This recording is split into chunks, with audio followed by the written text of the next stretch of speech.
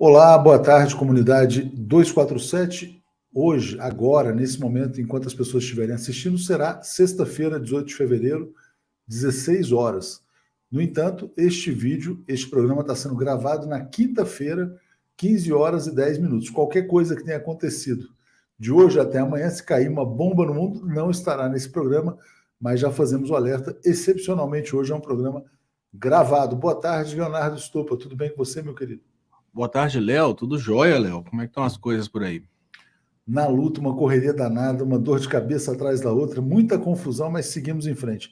E aí, Léo, queria fazer só um alerta para o público, hoje, excepcionalmente também, a gente não pode interagir com, não posso ler os superchats, mas a gente aprecia muito a interação das pessoas aqui no chat, que vocês possam trocar ideias entre vocês e comentar as falas que o Léo, sobretudo, estiver fazendo e as ponderações que eu vier a fazer também. E eu Léo, respondo as pessoas ao vivo durante o programa pelo chat, como o Leonardo. Bom, obrigado, Léo, obrigado. Porque aí você vai estar no chat, então o Léo Estopa vai estar no chat amanhã, 4 horas da tarde, hoje, 4 horas da tarde, para quem estiver assistindo. Léo, conta aí o que houve no seu. Eu vi você tomando um sorvetinho antes de entrar. Você arrancou um dente, você fez um implante, o que aconteceu com você? Léo, eu sou aquele homem muito sensível, sabe? Qualquer coisinha que eu faço dói muito. Eu fiz um implante, doeu muito e passei a noite inteira sentindo aquela dor intensa. Mas enfim, isso um dos piores assuntos que tem para uma live é o que diz respeito ao dente. Tem coisa que dói mais ainda para a gente falar, que é essa situação política do Brasil. E aí, Léo, já quero começar por um tema que é muito especial para você, que é o tema da Eletrobras, né? O TCU, o ministro Vital do Rego, apontou que essa venda está sendo feita a preço de banana, né, muito abaixo do valor real da Eletrobras, e mesmo assim vai passar. Os ministros sabem que a empresa está sendo doada, e foi só um voto do Vital do Rego ali que foi contrário à privatização. Bolsonaro vai correr para vender, vai tentar vender aí nos próximos meses, para dizer que tem um trunfo, que ele fez a privatização. O Lula fez um alerta aos empresários, não embarquem nesse esquema.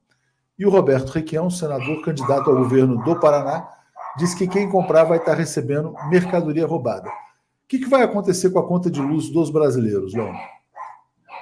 Olha, Léo, o primeiro ponto que a gente precisa falar a respeito dessa questão da Eletrobras, eu sei que você perguntou sobre o resultado, mas eu tenho que externar aqui um pouco da minha revolta. Nós estamos vivendo um oba-oba muito grande contra o Bolsonaro e a gente não está muito preocupado com os resultados da política do Bolsonaro. Eu vou falar sobre o que vai acontecer com a luz, mas primeiro eu quero perguntar por que os influencers, os políticos, as pessoas que estão chamando o Bolsonaro de genocida constantemente, as pessoas que estão criticando o Bolsonaro como presidente, como pessoa, elas não dedicam o mesmo tempo para explicar exatamente isso, o resultado dos malefícios da política do Bolsonaro. Porque existe uma diferença muito grande entre você apontar para o Bolsonaro e falar que o Bolsonaro é ruim, ou você explicar para o trabalhador brasileiro como aquela política genocida do Bolsonaro é ruim para o trabalhador brasileiro. Quando a gente perde hoje a Eletrobras, que tem uma matriz energética predominantemente hídrica, e essa matriz energética já foi paga pela sociedade brasileira e entrega na mão do setor privado, o setor privado ele não vai ter a obrigação de entregar energia para o brasileiro pelo mesmo preço que a Eletrobras entrega. Nós temos várias possibilidades aí de prejuízos que vão desde um simples aumento na conta de luz que as pessoas estão ignorando, as pessoas não estão levando em conta, como até uma possibilidade de no futuro sermos tecnicamente sabotados pelas empresas privadas, até mesmo para evitarem o crescimento da indústria brasileira. E quando as coisas começam a aparecer teorias da conspiração, eu gosto de fazer um paralelo com locais onde esse tipo de política já é implementada. Nigéria, por exemplo, a gente não tem indústrias na Nigéria, apesar de termos todos os fatores necessários para a indústria, com exceção da energia de qualidade, porque a gente tem um pessoal para trabalhar, a gente tem matéria-prima, porque eles retiram petróleo da Nigéria e mandam petróleo para ser processado fora da Nigéria, mas a gente não tem uma qualidade de energia suficiente, a energia cai toda hora, porque os investimentos em energia, eles simplesmente foram interrompidos na Nigéria. Nós podemos ter problemas como os que nós já estamos tendo. Se a gente volta 6, 7, 8 anos atrás, a gente não lembra de tantos apagões como a gente está vivendo hoje. Agora, constantemente, a gente tem quedas na energia. O setor já está precarizado, a gente já não tem mais investimentos no setor. O setor Eletrobras ele é responsável por pressionar a produção de energia elétrica privada para que a produção de energia elétrica privada não faça abuso contra o consumidor. A partir do momento que sai esse setor de produção nacional, governamental, e só teremos basicamente produção privada na matriz energética, eles vão poder entrar em acordo e falar, a gente vai vender energia por tanto. Se a pessoa não quiser comprar, que desligue a luz dentro de casa. E aí, a gente tira a viabilidade industrial. E o detalhe, Léo, é que tudo, no final das contas, estoura contra o trabalhador. Um exemplo básico, se você aumenta o preço da energia, para que uma empresa continue competitiva, tendo o mesmo preço no produto final, ela precisa diminuir onde? Na mão de obra. Você não tem condições de negociar com todo um sistema energético que ele é gigante, mas você tem condição de pressionar o trabalhador. E esse aviso que eu estou fazendo agora sobre a questão da Eletrobras é o mesmo aviso que eu fazia, Léo, há poucos anos atrás em relação à questão trabalhista. Enquanto os liberaloides brasileiros estavam todos insistindo que as reformas trabalhistas seriam benéficas para a população, porque iam dar para o trabalhador o direito de negociar com o patrão a questão de férias, 13º, iam dar para o Uber o direito de ter um microempreendedor individual e não ser necessariamente escravo do patrão, eu falava, olha, a coisa vai muito mais do que isso. A redução da proteção do trabalhador é uma coisa muito pesada. Eu li uma notícia que eu fiquei impressionado. Um trabalhador da Seara, que é do grupo JBS, ele foi triturado dentro de uma máquina de fazer presunto, ou seja, a Seara transformou um trabalhador em presunto. Como se não bastasse, o grupo JBS, a Seara, deu R$17 mil para esse trabalhador, que morreu durante o trabalho, para a família desse trabalhador, e está insistindo que acabou por aí. Por que nós estamos vivendo essa situação? Porque ao ignorar a importância do Ministério do Trabalho, da fiscalização do trabalho, assim como hoje nós estamos ignorando a Eletrobras, porque a gente está achando que não vai fazer falta, as repercussões futuras são pesadas. Então, hoje, qualquer trabalhador está num risco muito grande de morrer no trabalho e a família não receber praticamente nada, porque nós deixamos que o presidente retirasse a verba da fiscalização do trabalho. Agora nós estamos deixando que essa política entregue a nossa geração soberana de energia. Vamos fazer aqui um pequeno balanço do golpe de Estado, né? Direitos trabalhistas não existem mais, acabaram. Muitas pessoas acharam, não, vou ter minha previdência privada, quando ficarem velhos, vão descobrir que no Brasil não tem mais aposentadoria. As pessoas não conseguirão se aposentar. A grande maioria dos brasileiros não vai conseguir se aposentar e não vai ter nada. Né? Quem sempre alerta para isso é o ex-governador da Paraíba, o Ricardo Coutinho, quando fala a respeito disso. Petróleo foi embora. O petróleo está aí, mas não é nosso, né? Porque o petróleo vai embora como óleo bruto e volta como petróleo refinado, que não é refinado mais no Brasil. Energia agora está indo embora. Provavelmente, se a Eletrobras vier a ser privatizada, ela vai ser comprada por alguma estatal de um outro país, talvez da China, da Europa, de qualquer outro lugar, que vai controlar não só o preço da energia no Brasil, mas também a questão dos rios, né, da água aqui no país. Então é um negócio assim, cara, o que está acontecendo com o Brasil é muito sério. Te pergunto, Léo, ainda é um país? Ainda dá para chamar de nação? Né? O que sobrou depois, porque é muito interessante, o projeto econômico do golpe de Estado de 2016 é um projeto de subdesenvolvimento total. Né? Não é um projeto, e assim, eu já falei isso aqui, pode parecer uma fala polêmica, o golpe de 2016 é muito pior do que o de 1964, porque o de 1964 visava implantar um projeto de desenvolvimento associado aos Estados Unidos. Né? Era um desenvolvimento associado ao imperialismo, aos multinacionais, com subvalorização do trabalho, mas ainda assim era um projeto de desenvolvimento associado. O que veio depois de 2016 é um projeto de subdesenvolvimento total e radical. E as pessoas hoje já não conseguem pagar a conta de luz. Como é que vai ser depois dessa privatização? Te passo para fazer uma reflexão final sobre todos os estragos do golpe, e a gente entra já já no tema da viagem do Bolsonaro à Rússia, que foi outro tema que mobilizou muita gente nessa semana, Léo. Léo, e é exatamente por isso que não dá mais para chamar de país. Veja bem, a política que foi implementada no Brasil através das revoluções coloridas que começaram em 2012, 2013 e acabaram derrubando o governo eleito pelo povo, implementando um governo disposto a implementar a ponte para o futuro, que nada mais era do que a submissão total à política neoliberal dos Estados Unidos. E, por fim, utilizou o Poder Judiciário brasileiro para tirar das eleições a pessoa que era favorita na opinião pública, ou seja, o candidato que venceria as eleições foi preso por um sistema de corrupção dentro do Poder Judiciário e do Ministério Público.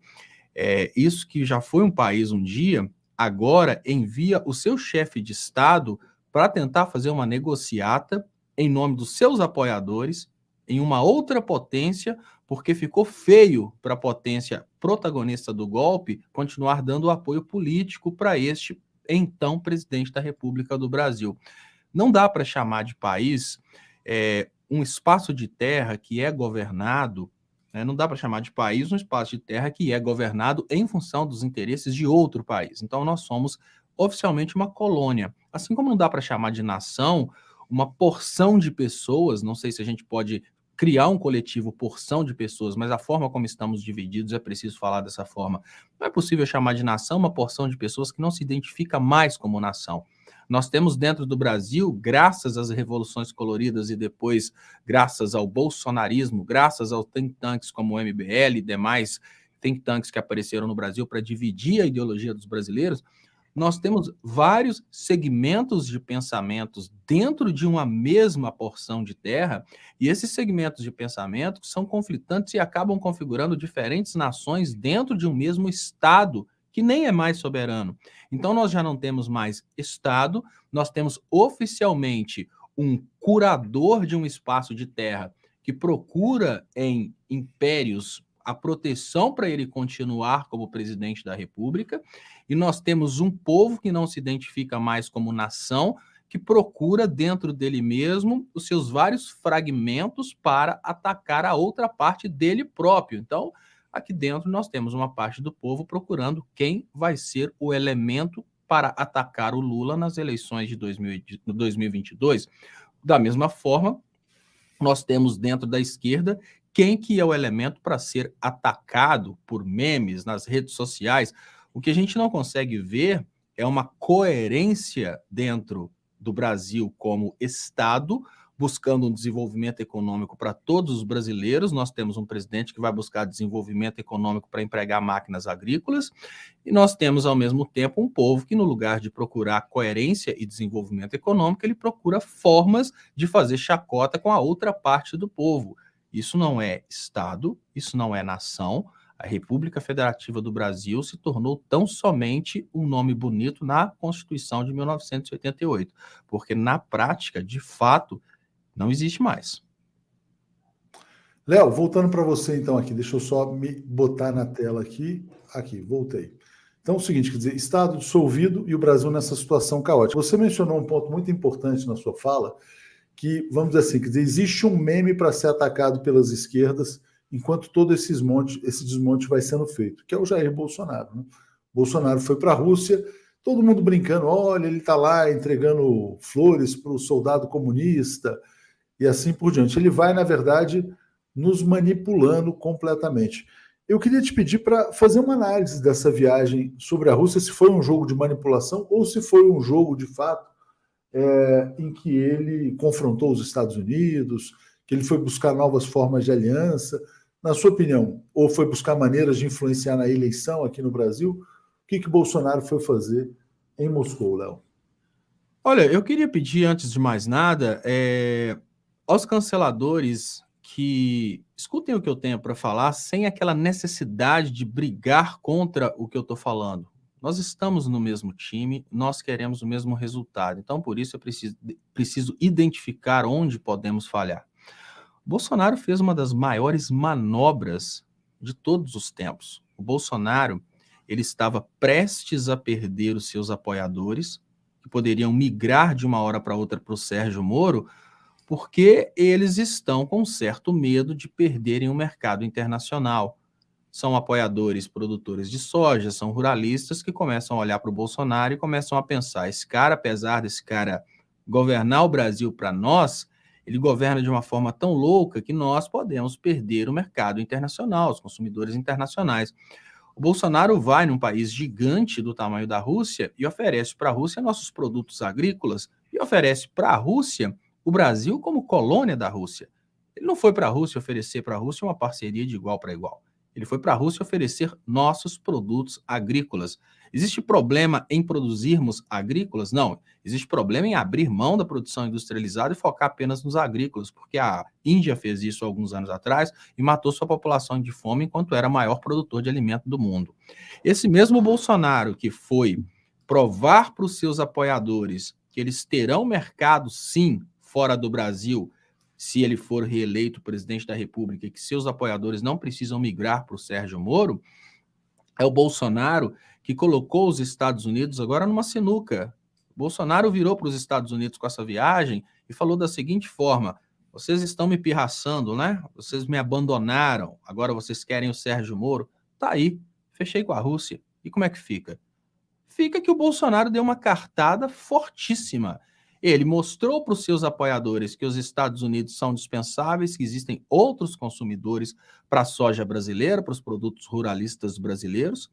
Ele mostrou para a parte, digamos que perfumada, da política brasileira, que ele é um diplomata, entre aspas, e ele conseguiu criar aquilo que para nós da esquerda é um meme, mas dentro do seu campo de atuação funciona muito bem, que é um argumento para que seus apoiadores parem de passar vergonha e voltem a falar sobre o Bolsonaro. Agora, já não é mais o Bolsonaro que matou pessoas na pandemia da Covid-19. Agora trata-se do Bolsonaro que lutou para que a economia brasileira não quebrasse, contra uma esquerda que lutou para que a indústria parasse, para que tudo parasse, em nome do a economia a gente cuida depois. Mas é um Bolsonaro que, mesmo depois de tudo isso, vai tentar desbravar novos consumidores para os produtos brasileiros, novas parcerias econômicas fora do Brasil, e ainda foi um dos responsáveis por evitar a Terceira Guerra Mundial. Não, isso não é motivo para rir. A gente também tinha aquela tendência de rir da mamadeira erótica, a gente tinha essa tendência de rir do kit gay.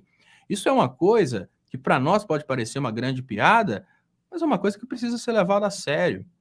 Observem os números das pesquisas eleitorais no momento em que o Bolsonaro era o cara da Covid-19, era o anti-vacina, era apenas o cara que estava matando os brasileiros contra o Lula como a esperança. O Bolsonaro agora começou a pegar um pouco desse discurso de esperança para o futuro e a diferença entre Lula e Bolsonaro está só diminuindo. Então, ainda que me cancelem, ainda que isso cause dor, é o que eu estou chamando a atenção há muito tempo. Você não vai ser cancelado por isso, e a gente vai falar sobre as pesquisas. Você acha que a viagem, então, foi bem sucedida para ele?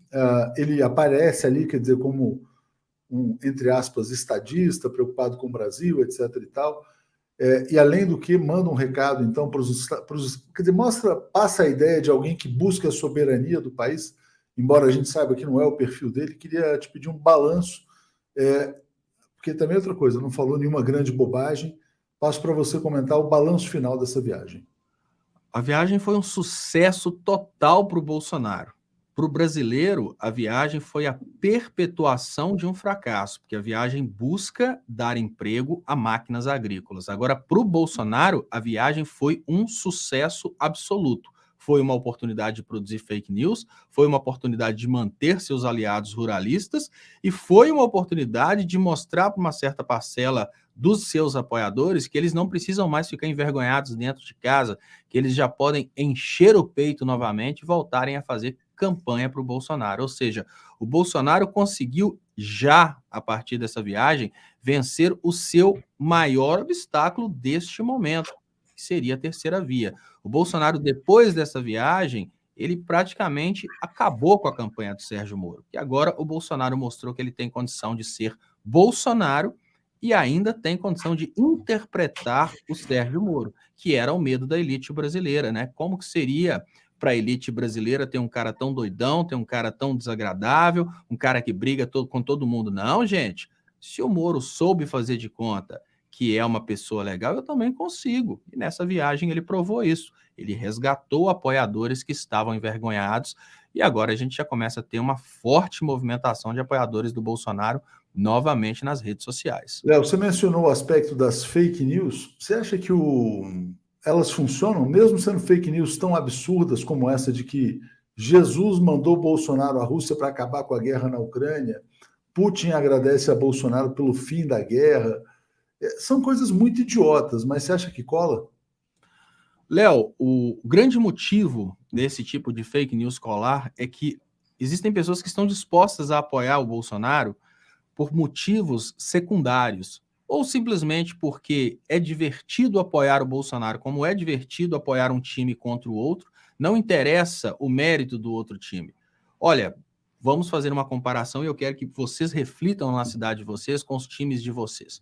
Vamos imaginar, eu aqui em Minas Gerais, vamos imaginar, sou atleticano, e eu tô vendo todo um esforço do Cruzeiro para ganhar aqui o Campeonato Mineiro, vamos imaginar dessa forma. E os cruzeirenses estão treinando 12 horas por dia. Enquanto isso, o time do Atlético está tranquilo lá, todo mundo, a galera do Atlético no bar, só dando entrevista, todo mundo curtindo a vista. Não, mas os cruzeirenses estão se esforçando, eles estão fazendo de tudo, mas não interessa. Eu sou atleticano, eu não quero nem saber do mérito do Cruzeiro, eu quero que o Atlético vença. O que aconteceu com a política brasileira é isso, eles não querem saber necessariamente das boas intenções por trás da política progressista. Virou futebol. O que eles querem é que o Bolsonaro vença. No momento que o Bolsonaro consegue trazer elementos para que eles possam fazer a brincadeirinha da campanha eleitoral, eles não estão dispostos a olhar e falar quão absurdo é esse meme. Como, por exemplo, eu garanto para você que 90% dos eleitores do Bolsonaro que compartilharam o vídeo que o Bolsonaro evitou a Terceira Guerra Mundial, compartilharam aquele vídeo sabendo que aquele vídeo não tem nenhum fundamento, sabendo que aquilo ali é uma brincadeira. Mas olha como que é interessante este momento da política. As pessoas estão compartilhando coisas que elas sabem que não são reais, porque essas coisas estão viralizando e essas coisas estão gerando, do outro lado, desespero e estão gerando do nosso lado um certo entusiasmo. Nós tivemos um evento muito semelhante com a esquerda, no caso do Kim e do Monark. Por mais que a gente tenha que concordar que é absurdo defender a existência de um partido nazista, a maioria da esquerda divulgou o caso do Kim e do Monark como se eles fossem os nazistas. São coisas diferentes. Então, veja bem, você divulgar uma coisa que você sabe que ela não tem pertinência somente porque ela vai contra o inimigo e para ter o prazer de ver o inimigo tomando pancada, você sai do nível da coerência. Da mesma forma que nós temos a tendência de sairmos do nível da coerência para provarmos aquilo que a gente quer provar, a gente precisa admitir que o outro também vai fazer isso. A gente precisa olhar para a gente e pensar, olha, se eu estou disposto a compartilhar uma coisa contra o meu inimigo político, mesmo sabendo que aquilo ali é uma coisa exagerada, mesmo sabendo que não chegou àquilo, por que, que o outro lado não vai estar disposto a fazer isso? Então, eles vão compartilhar e vão compartilhar sabendo que é mentira. O detalhe é, muitos bolsonaristas vão compartilhar coisas absurdas, sabendo que é mentira, como, por exemplo, que o Lula vai ter um projeto para proibir o registro de uma criança com sexo. A criança vai decidir depois, no futuro, se é masculino ou feminino. Isso já é um fake news que já está rodando loucamente nas redes bolsonaristas. As pessoas que estão compartilhando isso, elas sabem que isso é mentira. Mas mesmo assim elas compartilham. E aí entra a parte mais pesada. As que estão engajadas politicamente compartilham, mesmo sabendo que é mentira. A coisa é tão compartilhada que ela começa a gerar dúvidas em pessoas que estão em cima do muro, pessoas que não são nem Lula, nem Bolsonaro, e acabam puxando essas pessoas para o outro lado. Então é importante dizer que o público do Bolsonaro compartilha o fake news sabendo que aquilo é fake news, sabendo que aquilo é um exagero, da mesma forma que o público da esquerda compartilha coisas exageradas contra o Bolsonaro, sabendo que essas coisas são exageradas. Estamos num processo aí de embate ideológico em que vale tudo. Só que no fake news eles são muito mais empoderados do que nós. Léo, e deixando de discutir as questões centrais, né? A conta de luz que vai ficar mais cara, o preço da gasolina, a inflação, o desemprego, a falta de perspectiva, a falta de aposentadoria lá no futuro, todo o desencanto econômico. E aí, você acha que isso se expressa nas pesquisas, Léo, quando a gente olha, por exemplo, e vê que a diferença entre Lula e Bolsonaro encolheu, que era de 14. Estou pegando uma pesquisa Poder Data, que tem vários problemas, pesquisa feita por telefone, mas essa distância que era de 14 pontos caiu para 9. Você acha que acendeu um sinal amarelo? Léo, o sinal amarelo acendeu para mim no momento que eu percebi que eu tentava explicar para os brasileiros que as pesquisas estavam indicando uma situação da Covid, mas em 2022 o assunto Covid ia acabar. E as pessoas me cancelavam por isso. No ano passado eu já falava, olha, nós estamos olhando a queda de popularidade do Bolsonaro hoje, mas o Bolsonaro não está desenhando o seu projeto de eleições para 2022, levando em conta a questão da Covid-19. Ele já está criando agora, a turma do Bolsonaro já está criando a retórica de que ele tentou defender a economia e que a economia foi destruída por uma esquerda que queria fechar tudo. E lá em 2022, o luto dos mortos pela Covid-19 vai ser menor do que o luto econômico das empresas que fecharam. Eu falei isso durante toda a pandemia para chamar a atenção das pessoas, para que as pessoas parassem com essa coisa de focar apenas no Bolsonaro genocida. Enquanto de um lado nós temos o grupo progressista totalmente brigando entre si, com narrativas diferentes, cada um tentando empurrar uma narrativa, cada um tentando empurrar uma teoria. Hoje tem uma crítica muito grande, né? Porque dentro do grupo progressista tem os identitários, e os identitários não dão certo com os que querem discutir economia, enfim. Nós temos um grupo totalmente dividido, com narrativas diferentes, e essas narrativas, aos poucos, elas vão se tornando complexas para o público. Dentro do grupo bolsonarista, a narrativa é uma só. O Bolsonaro tentou salvar a economia, está tentando salvar a economia, e tudo que aconteceu de errado foi a esquerda que não deixou o Bolsonaro trabalhar. A narrativa mais simples, ela é muito mais fácil de ser compreendida. O maior erro que está permitindo que o Bolsonaro volte a crescer, e daqui a pouco já vai estar em empate técnico com o Lula, se não reagirmos de uma forma muito rápida, é porque a esquerda, ela quer ser tão intelectual. Me criticam muito quando eu critico a esquerda, mas é preciso. A esquerda quer ser tão intelectual que cada um quer vir com uma explicação diferente para fenômenos que são tão simples, coisas que estão tão óbvias. Enquanto na direita as coisas são apresentadas de um jeito muito simples, basta acabar com o PT e o comunismo e a gente vai ganhar a eleição e acabar com o Brasil, e acabar com o problema do Brasil. Na esquerda, a gente tem cada grupo trazendo coisas extremamente complexas e a gente tem um embate dentro da própria esquerda, a esquerda se atacando. E isso é uma coisa que já estava escrita lá atrás, quando a esquerda abraçou pautas como brigar com o Bolsonaro por causa da questão da urna eletrônica. Eu falei sobre o perigo relacionado a isso. Falei, olha, não é que a gente tenha que aceitar o voto impresso, mas dentro dos grupos bolsonaristas, o Bolsonaro questiona as eleições falando que seria necessário a impressão para ter uma segunda opção de conferência dos votos. Se a gente começa a falar contra isso, a gente vai dar poder para ele, que a pergunta básica que os bolsonaristas vão fazer é: que medo é que a esquerda tem da possibilidade de conferir os votos? E assim como todas as propostas do Bolsonaro, as propostas que o Bolsonaro faz para engajar seus públicos são propostas que, se elas não tivessem vindo do Bolsonaro, elas seriam muito bem recebidas, a gente estaria batendo palma, mas a gente está combatendo só porque vieram do Bolsonaro.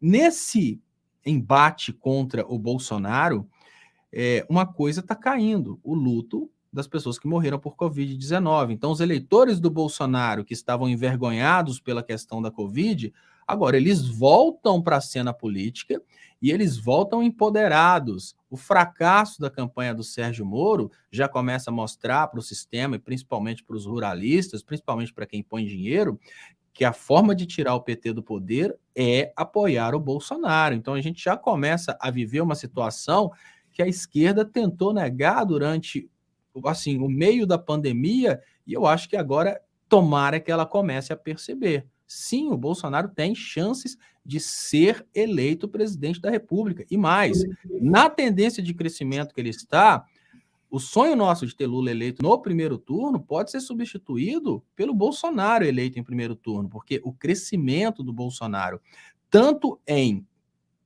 seu público, engajamento do seu público, quanto nas pesquisas, ele está um crescimento muito acelerado. Ele pode recuperar tudo que ele tinha em 2017 com pouco tempo, porque ele está com a máquina de comunicação na mão. Alerta importantíssimo, gravíssimo, Léo. E eu queria te perguntar, por que está tão difícil para o PT, para o Lula, em especial, consolidar as alianças?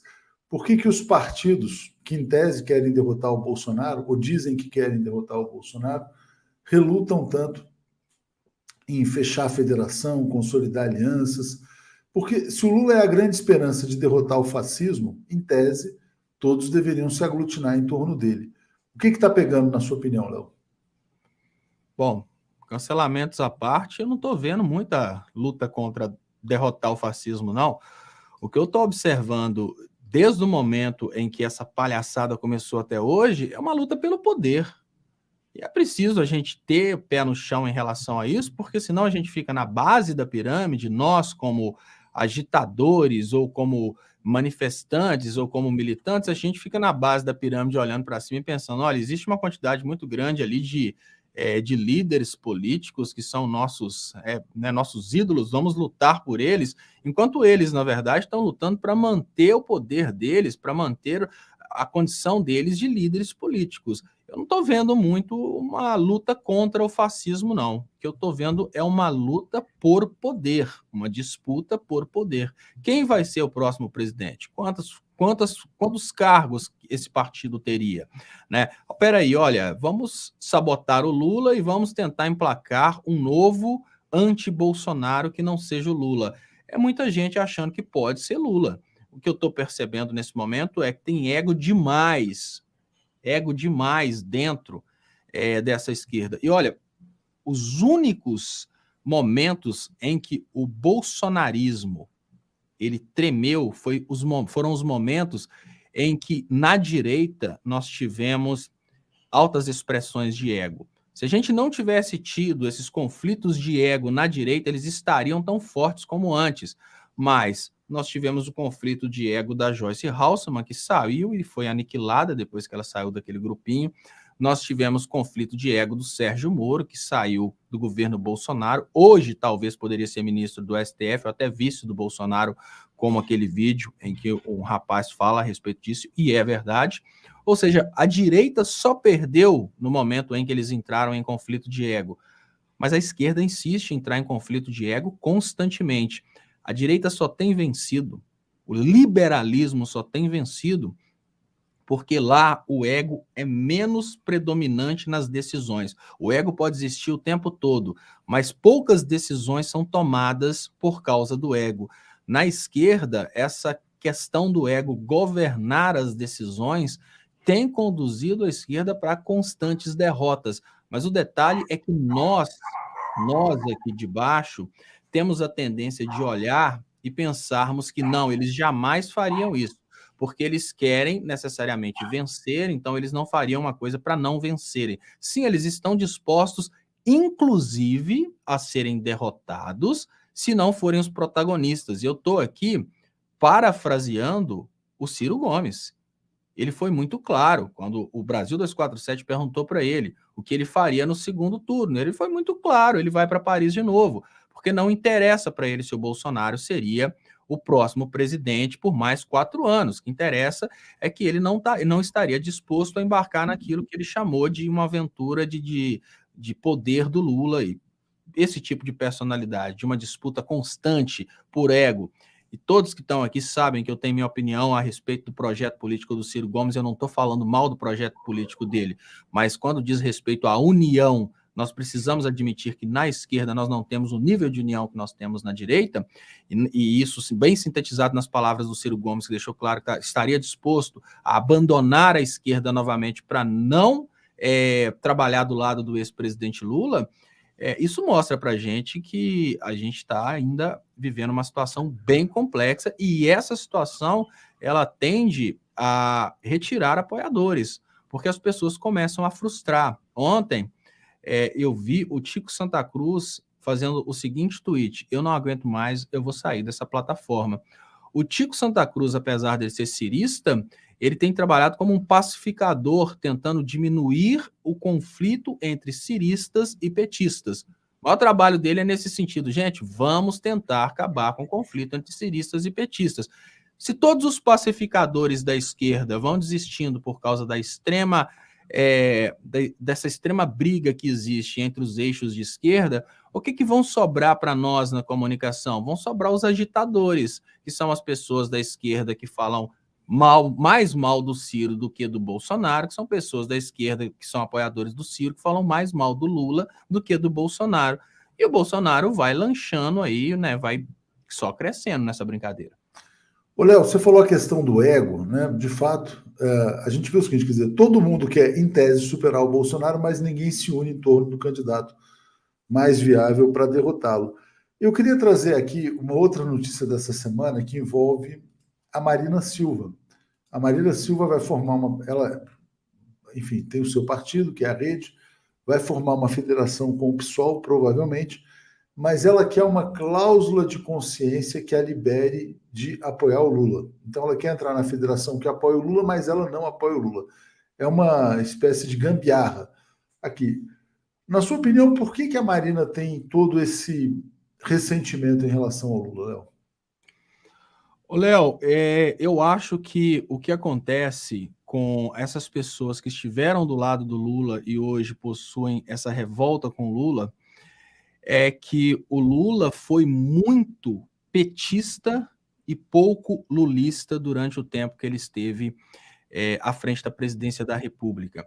O que eu estou querendo dizer não é que o Lula foi ruim, o que eu estou querendo dizer é que o Lula foi extremamente fiel ao seu partido. As pessoas de outros partidos imaginavam que apoiariam o Lula e que estariam como partidos secundários do lado do Lula e que teriam o mesmo prestígio das pessoas do Partido dos Trabalhadores. É isso que eu acho que se espera numa federação de partidos, é isso que eu acho que se espera numa coligação e num apoio, mas não é isso que aconteceu. As pessoas que estiveram do lado do Lula como petistas, elas tiveram muito mais prestígio que as pessoas que estiveram do lado do Lula apoiando. E é isso o grande conflito do Ciro Gomes. O Ciro, ele sempre se pergunta, e o apoio que o Ciro tem, e não é um apoio insignificante, é um apoio suficiente para tirar os votos que o Lula precisaria para vencer no primeiro turno. O apoio que o Ciro tem, ele se pergunta por que o Lula deixou de apoiar o Ciro para apoiar o Haddad, que era uma personalidade conhecida somente em São Paulo, ao ponto de que durante as eleições a gente tinha até uma brincadeira, né, que não era o Haddad, era o Andrade. É preciso admitir essas fragilidades. O Ciro, um personagem extremamente combativo como o Lula, ele teria muito mais condições de falar como Lula em 2018 do que o Haddad, que é um personagem mais acadêmico, aquele personagem mais tranquilão, que não era o personagem ideal para 2018, quando o fogo estava fervendo. Mas tem um detalhe, o Ciro não era do PT. E você imaginar que o PT vai conseguir transferir os votos para um outro partido é uma ilusão. Então, poder de transferência de votos não é igual ao poder de transferência de dinheiro que você vira para o gerente e fala, eu quero transferir tanto e pronto. E Léo, só para fazer uma questão histórica, né? O Ciro não preparou o terreno para ser o candidato de uma frente popular em 2018. Ele não foi, por exemplo, solidário como ele poderia ter sido, ele não deu o apoio que poderia ter dado ao Lula quando ele estava preso. Quer dizer, então foi sempre uma situação bastante ambígua, né? Batia, soprava, dependendo da conveniência. Então ele não criou as condições para que ele pudesse ser um aliado naquele momento. Nesse fim de semana, Léo, a gente vai publicar uma entrevista da Luiziane Lins e está dizendo que se o PT apoiar o grupo do Ciro no Ceará, vai cometer um erro histórico também. Então está rolando isso também lá no Ceará. Pode implodir até a aliança no Ceará. Eu sei que você vai fazer um comentário sobre esse tema, eu passo para você e depois a gente entra num tema gravíssimo, né, Léo? Que é essa tragédia social em Petrópolis. Mas passo para você, Léo.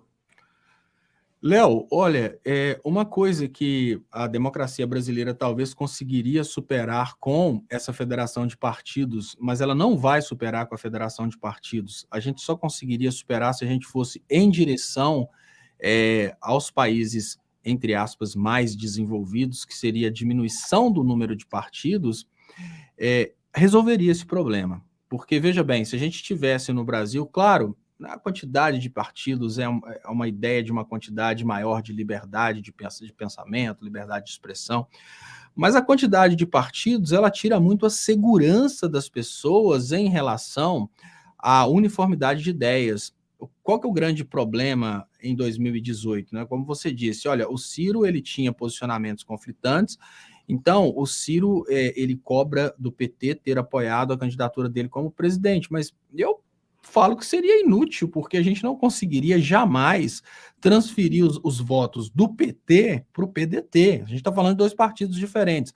Se a gente tivesse hoje no Brasil uma consciência que nós temos dois projetos, são dois projetos, vamos cair na real. É um projeto do Brasil como a Índia de antigamente, voltado somente à produção de alimentos, de agrícolas para vender para fora, junto com o projeto do Brasil Nigéria, né, sem condições de desenvolver sua própria indústria, contra um projeto de um Brasil desenvolvido. Se a gente tivesse dois blocos, um bloco, vamos pensar, fosse o partido direito e o partido esquerda, como republicanos e democratas, né, esses blocos tivessem projetos bem definidos, obviamente o Lula, o Ciro, o Boulos, essas pessoas estariam todas em um partido defendendo este Brasil desenvolvido, esse Brasil industrializado, e isso seria uma questão de uma união óbvia, não teria como essa coisa de, olha, o cara tem que ser apoiado, não, dentro do partido, que seria um partido único naquela ideologia, as pessoas iam decidir o candidato mais viável. Mas essa coisa da gente poder ter, né, falando no dito popular, trocentos partidos no Brasil, acaba complicando a cabeça do eleitor, porque o eleitor, ele se identifica às vezes com um determinado candidato e essa identificação faz com que o eleitor vote de forma cega, jogue o voto fora, porque o candidato é inviável tecnicamente, e eu não estou querendo dizer que o Ciro é inviável tecnicamente, não, muito pelo contrário. O que eu vejo hoje é que tecnicamente, em termos de viabilidade, e eu não estou falando de pesquisas, em termos de viabilidade, nós temos a viabilidade técnica do Ciro, do Lula, do Bolsonaro e também do Sérgio Moro, que significa que para onde o dinheiro for ali, existe uma possibilidade de eleição. Mas se a gente tivesse só dois partidos, a gente teria duas ideologias conflitantes. Essas duas ideologias conflitantes, elas deixariam bem claro para o povo, ó, essa ideologia aqui é a favor do desenvolvimento nacional, essa ideologia aqui é a favor das máquinas agrícolas. Qual que você quer? Acabou, não teria discussão. Mas esse Brasil com 1 milhão de partidos e cada cabeça de partido querendo ser candidato, falando uma coisa completamente diferente, acaba entregando para a população uma diversidade muito grande de opções, e essa diversidade de opções, no final das contas, sempre vai beneficiar quem tem o poder da comunicação. Ou seja, as emissoras de televisão e também os conglomerados financeiros, eles vão, no final das contas, decidir quem vai ser o presidente, porque o lado que pensa, o lado que sente, o lado que não vota pelo ódio, ele vai estar dividido porque ele é conquistado por diferentes argumentos. É normal as pessoas que possuem raciocínio, as pessoas que possuem sentimento e que estão votando com esperança, é normal que essas pessoas se dividam entre Boulos, é normal que essas pessoas se dividam entre Ciro, entre o Lula. Agora, do outro lado, não. As pessoas que votam simplesmente para ferrar a esquerda, elas votariam no Fernandinho Beiramar se necessário fosse para o Lula não ser eleito. E isso não há dúvidas. Então, qual que é o problema? É muito importante o que você está falando, Léo, porque o inverso não acontece, né? Você não vê os outros votando no Lula para impedir o Bolsonaro de ser eleito. A união da esquerda que você tanto cobra. Ou pelo menos a união dos antifascistas, né? As pessoas se engajam pelo ódio e não pelo amor, Léo. As pessoas não se engajam pela esperança, as pessoas não se... Porque as pessoas que estão votando pela esperança, elas não conseguem identificar a mesma esperança no outro candidato. Agora, as pessoas que estão votando para fazer o mal, elas olham, não interessa quem for, o que interessa é que aquele cara vai fazer o mal contra o Lula, então vamos votar nele. Então, o engajamento pelo ódio ele é muito mais forte que o engajamento pela esperança. Léo, vamos falar dessa tragédia brasileira, mais uma, Petrópolis, mais de 100 mortos. Hoje é quinta-feira, né? Quinta-feira, quase 16 horas. O programa está sendo exibido na sexta-feira, ele foi gravado. Então, na quinta-feira, eram 108 mortos já e centenas de desabrigados. Essa é uma tragédia, Léo, que se repete praticamente todos os anos no Brasil. É muito comum na região sudeste, muito comum no Rio de Janeiro, né? Existem muitas construções nessas encostas. As pessoas sabem, os governos, na verdade, sabem que muitas pessoas vivem em zonas de risco e não garantem a habitação adequada para essas populações. Como é que você vê a tragédia de Petrópolis? O que pode ser feito para enfrentar essa calamidade? Léo, a situação nossa ela está ficando cada vez mais complexa, porque à medida em que o Estado brasileiro vai falindo por causa da incapacidade de gerar recursos, nós estamos pobres e cada vez mais pobres, com o real cada vez mais desvalorizado, por causa da ponte para o futuro, por causa dos movimentos que iniciaram em 2012, né, de fora Dilma, fora PT, isso foi esgoelando a capacidade do Estado de investir. Quando você vai retirando a capacidade do Estado de investir, você vai criando uma situação muito complexa, que é uma situação pedida por aqueles que querem o Estado mínimo. A demonstração desse caso que está acontecendo no Brasil inteiro hoje é de um país, eu posso falar de Minas, tenho que falar isso com muita vergonha. O governo Aécio Neves foi melhor do que o governo Zema. Durante o governo Aécio Neves não acontecia como está acontecendo agora. Estradas com buracos gigantescos e sem sinalização, com um caminhão batendo de frente para o outro, porque não tem uma sinalização de que tem um buraco ali na frente. Essa situação ela não é resultado apenas do Zema ser do Partido Novo ou apenas das calamidades como chuvas. Essa é uma situação de um país que quebrou, e no momento que esse país quebrou, as pessoas começam a procurar forma de sobreviverem sem o Estado. E ao tentarem sobreviver sem o Estado, as pessoas vão se aglomerando em regiões de alto risco. O que o Estado faz? Né? A gente tem a Defesa Civil, que precisa de verba para identificar locais de risco e tomarem atitudes. Essas atitudes podem ser obras de última hora, e obra precisa de dinheiro. Se a gente destruiu as empresas que fabricavam obras no Brasil, olha como isso é importante. Nós destruímos as nossas empresas, a Lava Jato destruiu as empresas de infraestrutura. E a Lava Jato destruiu a economia. Hoje as pessoas ao redor de todo o Brasil, Petrópolis chocou muito as pessoas, mas aqui em Ouro Preto nós tivemos deslizamento de terra, a gente está tendo isso para todo lado.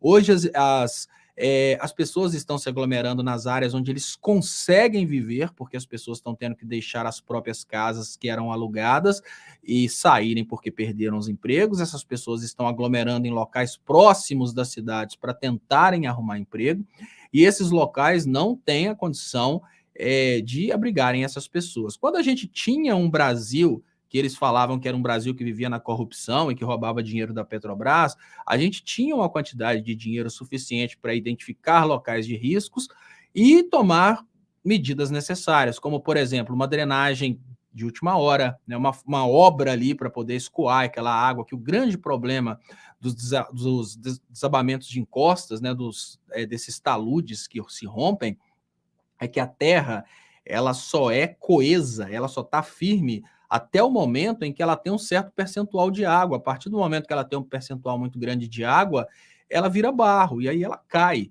Então, o que a gente faz a respeito disso? As prefeituras elas precisam investir na segurança dos locais, e ali precisam ser feitas obras de estabilização de talude. Olha, as pessoas foram morar naquele lugar, elas não podem, mas agora que estão morando, o que a gente vai fazer? A gente vai deixar cair? Não, a gente não pode deixar cair. A gente precisa fazer uma obra de drenagem, a gente precisa fazer uma obra de estabilização de talude, a gente precisa fazer uma obra para desviar aquela água dali.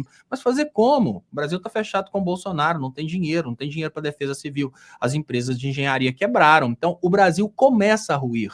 Hoje, quando a gente anda pelo Brasil, quando a gente pega as estradas brasileiras, a gente já não vê mais muito asfalto. O que a gente vê mesmo são buracos, porque o Brasil já não tem mais condições de manter a própria infraestrutura.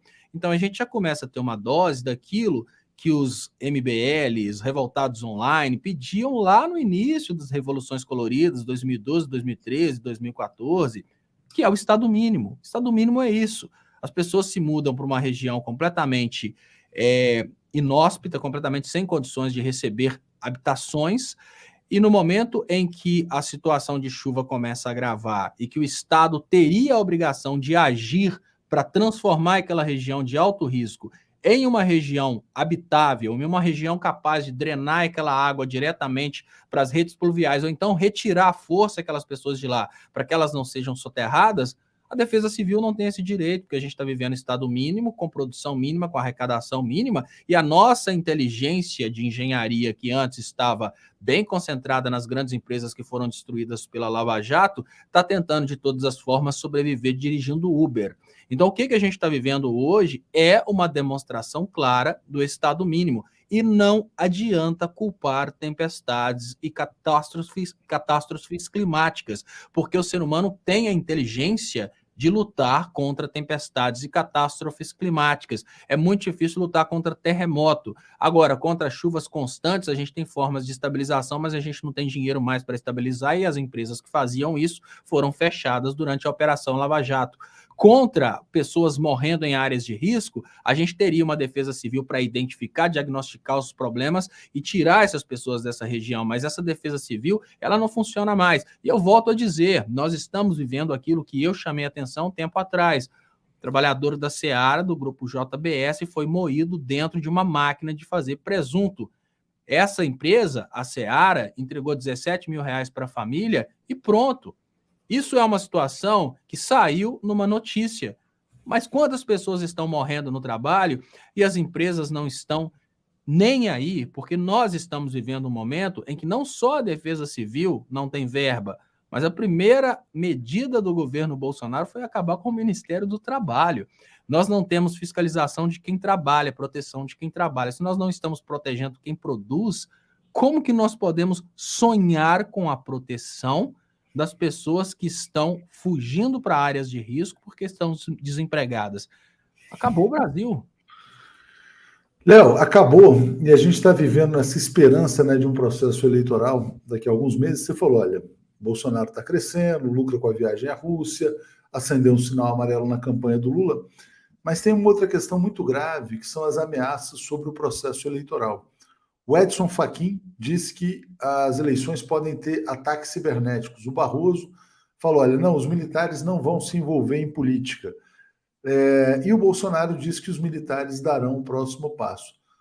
O bolsonarismo só aceita a eleição se ela tiver um resultado, que é a vitória do Bolsonaro, né? Se eles pressentirem uma derrota, eles vão fazer de tudo para tumultuar. Quais são os cenários com os quais você trabalha, se você vê a possibilidade até de cancelamento das eleições ou de não entrega do poder? Quer dizer, o que está no roteiro desses psicopatas que hoje estão no poder do Brasil, com poder no Brasil?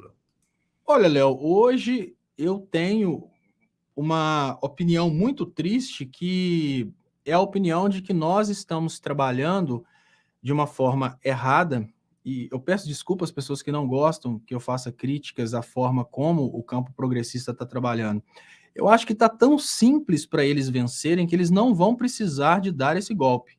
Eles estão com um controle tão poderoso sobre a opinião pública e eles estão utilizando de uma forma tão bem arquitetada os algoritmos, né, a forma de fazer comunicação, que eles nem vão precisar de dar o golpe. Eu acho que eles vão conseguir virar o jogo naturalmente, porque eles possuem o poder financeiro nas mãos deles, eles possuem consciência sobre a importância do uso das altas tecnologias, e pior do que isso, a esquerda não desenvolveu essa consciência.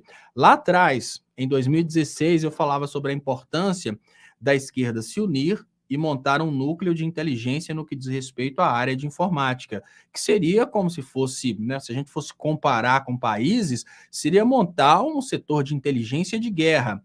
A esquerda manteve um exército, mas não quis criar um setor de inteligência. Então é como se a esquerda estivesse simplesmente mandando um exército para morrer, comemorando resultados de eleições um ano antes das eleições, enquanto do outro lado eles estão criando estratégias fortíssimas. Eu não acredito na possibilidade do Bolsonaro dar golpe nesse sentido, não acredito, porque ele já percebeu que ele não tem essa força e esse apoio de pessoas dispostas a tomarem bordoada por ele. Ele tem pessoas dispostas a colocarem dinheiro, mas isso é o suficiente. Olha, Léo, eu vou te fazer uma pergunta e eu gostaria que você respondesse de uma forma que você se sentir mais seguro. Vamos imaginar essa guerra que hoje está acontecendo de uma forma muito clara, são narrativas na internet.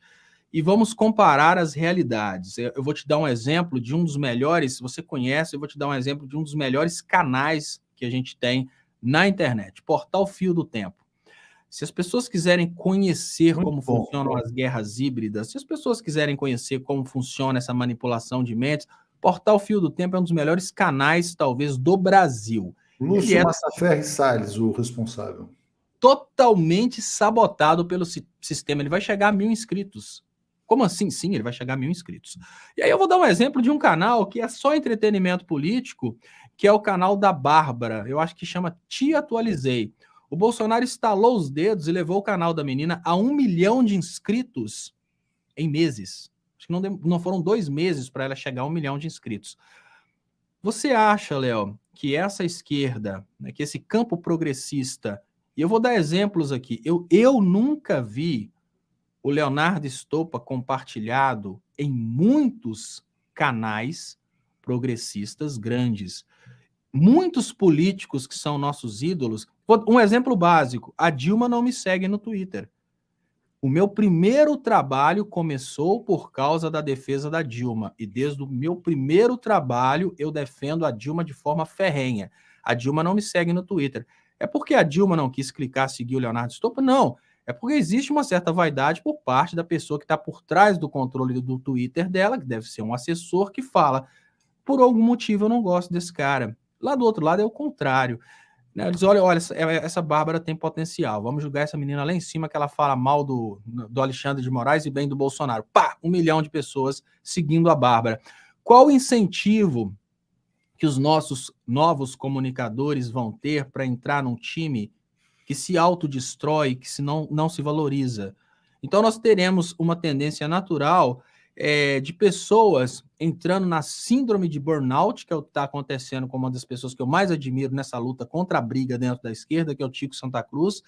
O Tico Santa Cruz entrando na síndrome de burnout, Felipe Neto totalmente deprimido porque não está conseguindo reverter essa questão e ele tem se esforçado para mostrar para os brasileiros o que o Bolsonaro significa para o Brasil e ele não tem conseguido, e ele está passando por momentos de depressão porque você olha a expressão facial do Felipe Neto e você pensa: pô, esse cara tem tudo, esse cara é rico, esse cara é famoso, esse cara é conhecido, mas tem alguma coisa ali que está faltando, ele não consegue fazer aquela função social que ele considera ser a função social mais importante dele, como um dos brasileiros mais conhecidos no mundo, que é mostrar para uma população imbecil que o Bolsonaro é destruidor desse país.